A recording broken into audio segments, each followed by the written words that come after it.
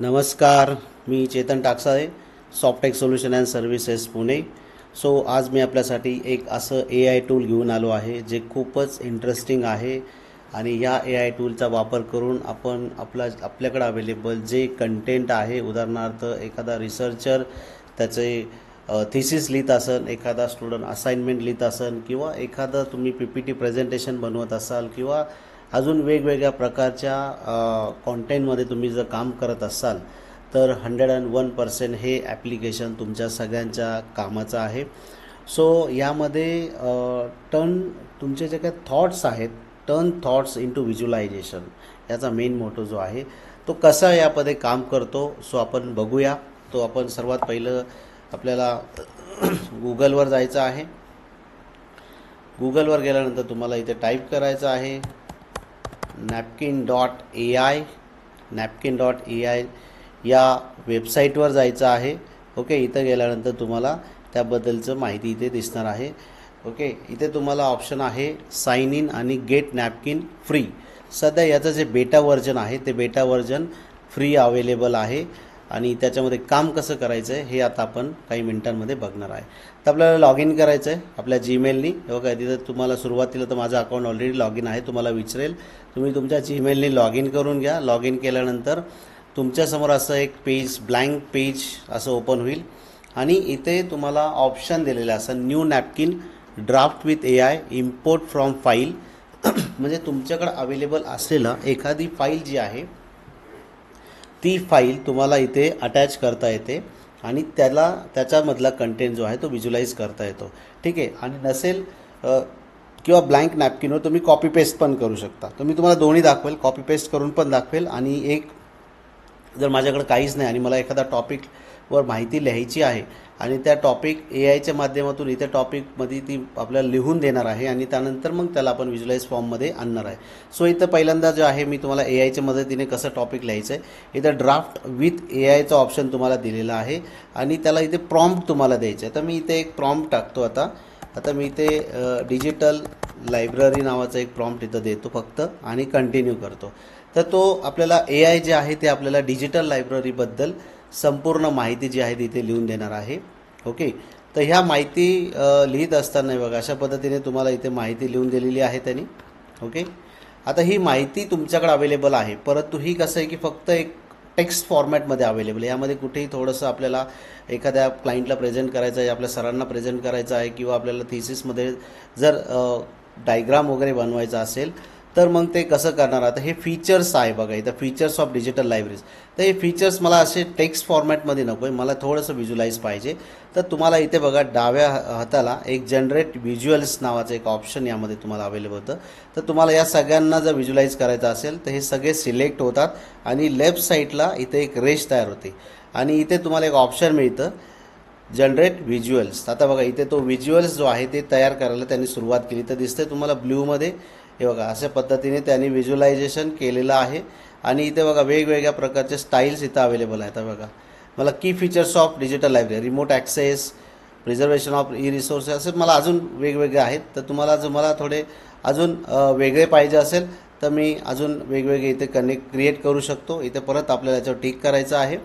Tick केल्यानंतर तुम्हाला अजून वेगवेगळ्या फॉर्ममध्ये तो तयार करून द्या. बघा इथे तुम्हाला वेगळ्या स्टाईल आहे. आता हे राऊंडमध्ये आहे. इथे तुम्हाला या बल्ब जसा असतो त्या पद्धतीने आहे. इथे तुम्हाला अजून वेगळ्या पद्धतीने मिळतं आहे. तर इथे तुम्हाला कोणत्या पद्धतीने घ्यायचं हे तुमच्यावर, इथे बरेचसे ऑप्शन्स तो आपल्याला इथे देत आहे.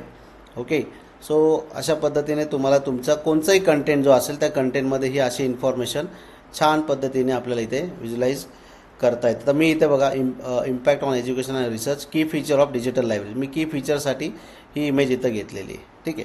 तर अशा पद्धतीने प्रत्येक तुम्हाला कुठेही प्रत्येक टेक्स्टच्या लेफ्ट साईडला तुम्हाला इथे एक ऑप्शन येणार आहे. आणि त्या कन्क्लुजन, आता मी कन्क्लुजनला इथं मला व्हिज्युअलाइज टाकायचं, समजा नॉर्मली लोक टाकत नाही पण तर मी ठीक आहे, मी आता एक्झाम्पल म्हणून टाकतो आहे. तर मी इथे मी तुम्हाला कन्क्लुजन त्यांनी लिहून दिलं आणि ते मी त्याच्या खालीच त्याची डायग्राम टाकून दिली. ओके, तर अशा पद्धतीने ही माझी जी फाईल आहे ही पूर्णपणे व्हिज्युअलायझेशन पद्धतीने झालेली आहे. आणि हे तुम्हाला तुम्हाला जर हवं असेल तर ते तुम्ही ही डाउनलोड करून तुमच्या दुसरा पी पी टी फाईलमध्ये किंवा कुठेही तुम्हाला जिथे वापरायचं असेल तिथं तुम्ही ही वापरू शकता. ओके. आणि यालासुद्धा तुम्हाला जर कस्टमायझेशन करायचं असेल या डायग्रामला तर ते पण ऑप्शन, याचा कलर तुम्हाला बदलायचे असतील तुम्ही याचे कलर बदलू शकता. यांचा थोडा थिकनेस तुम्हाला कमी जास्त करायचा तो करू शकता. पॅटर्न थोडा चेंज करायचा, शेप चेंज करायचे. तर असे वेगवेगळे ऑप्शन्स तुम्हाला ह्या napkin.ai मध्ये भेटणार आहे. आणि सगळ्यात बेस्ट म्हणजे की यामध्ये आपल्याला वेगवेगळ्या व्हरायटीज डिझाईन्सच्या इथं अवेलेबल होणार आहे. ठीक आहे. आणि त्यानंतर इथे बघा तुम्हाला परत लेबलचा ऑप्शन भेटणार आहे, स्केचचा ऑप्शन तुम्हाला इथे भेटणार आहे.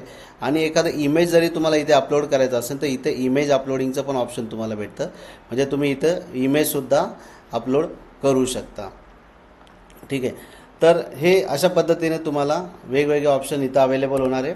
आणि इथे तुम्हाला कमेंटचं पण ऑप्शन दिलं. तुम्हाला जर एखादी कमेंट टाईप करायची असेल या आर्टिकलमध्ये तर तुम्ही इथे कमेंट टाकू शकता. जी काय तुम्हाला कमेंट हवी असेल ती कमेंट इथे तुम्ही टाकणार, ती इथे सेव्ह होणार आहे प्रत्येक ठिकाणी. ठीक आहे. अशा पद्धतीने ती कमेंट तुम्ही आता इथे सेव्ह करून टाकली. तर हे अशा पद्धतीने. आणि ही बघा इथे तुम्हाला डाउनलोडचं ऑप्शन पण अवेलेबल होतं एक्सपोर्टचं. तर ही डिझाईन तुम्ही एक्सपोर्ट करू शकता PNGमध्ये, PPTमध्ये, PDF मध्ये, अशा वेगवेगळ्या फॉर्ममध्ये तुम्ही ही जी आहे एक्सपोर्ट करू शकता ती इमेज. आणि ती तुम्ही पाहिजे तिथे ती इमेज तुम्ही वापरू शकता. ओके. हा झाला एक पार्ट. आता दुसरा पार्ट यामध्ये आहे की तुम्ही इथे ब्लँक नॅपकिन घेऊ शकता. ओके. ब्लँक इथं घेऊ शकता आणि तुम्ही पाहिजे ते इथं ते तसं तुम्ही कॉपी पेस्ट करू शकता. म्हणजे एखादं तुमच्याकडे जर डॉक्युमेंट असेल तर मी आता तुम्हाला दाखवतो. एक डॉक्युमेंट आपण इकडून हे करूया डाउनलोड. समजा बघा हे माझ्याकडे एक PDF फाईल आहे. या PDF फाईलमध्ये हे कंटेंट आहे. हा कंटेंट समजा मी इथून कॉपी केला आणि मी इथे या नॅपकिनमध्ये इथे या ब्लँक पेजवर मी इथं पेस्ट केला. ठीक आहे. आणि याला टायटल द्यायचं असं ते देऊ शकता. आता इथे बघा इथे मला ग्राफ आहे. हा मला ग्राफ पूर्ण व्हिज्युलाइज करून पाहिजे ॲप्लिकेशन सर्व्हर वगैरे. तर इथे मी काय करणार आहे, याला कमांड देणार आहे. म्हणजे मी काय केलं, पहिल्यांदा जे तुम्हाला दाखवलं AI थ्रू कॉन्टेंट क्रिएट करून घेतला, त्याला व्हिज्युलाइज केलं. आता जो आहे तो इथे मी माझ्याकडे अवेलेबल असलेल्या PDF फाईलमधनं कॉपी करून इथं केला. आणि इवन तिसरा पण पर्याय यामध्ये आहे, ते तुम्हाला मी सांगेल. तर असा आर्किटेक्चर त्यांनी मला तयार करून दिला. अजून तुम्हाला वेगळा काय पाहिजे असेल तर तो तुम्हाला बरेचसे ऑप्शन देणार आहेत. आता समजा मला इथं डेटा फ्लो जो आहे, हा डेटा फ्लोच्या इथेसुद्धा मला व्हिज्युलायझेशन ॲड करायचं आहे. तर तो तिथेसुद्धा मला तो इथे व्हिज्युलाइज ॲड करून देणार आहे.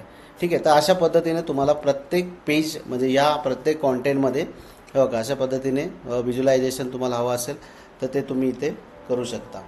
तर हे अशा पद्धतीने तुम्हाला रिसर्च करत असाल तुम्ही किंवा तुम्ही एखादा असाइनमेंट लिहित असाल, बुक लिहित असाल, त्यावेळेस तुम्हाला असे फ्लो चार्ट वगैरेचा यामध्ये समावेश करायचा असेल तर त्यावेळेस napkin.ai हे अत्यंत महत्त्वाचं आहे.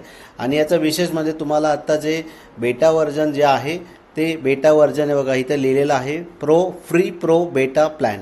ऑल प्रो फीचर्स आर त्यांनी इथे लिहिलेलं आहे are while napkin.ai is in beta. Free while napkin.ai is in बेटा.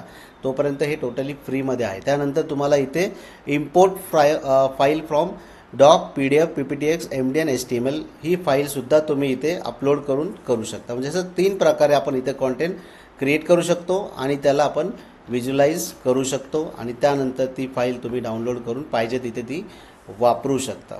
तर अशा पद्धतीने हे इथे बघा ही फाईल तुम्ही डाउनलोड करू शकता आणि डाउनलोड करून ती फाईल तुम्ही सबमिट करू शकता. तुम्हाला हवं त्या फाईलबरोबर पुस्तकाचे असेल त्याला तुम्ही ती वापरू शकताय. बघा हे बघा आलं इथे.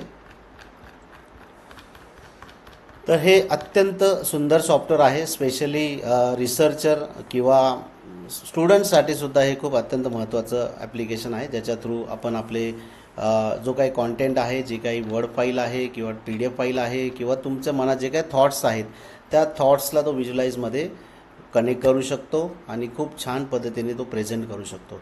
तर हा व्हिडिओ तुम्हाला आवडला असल्यास नक्कीच आमच्या चॅनलला लाईक, शेअर आणि सबस्क्राईब करायला विसरू नका. Thank you so much.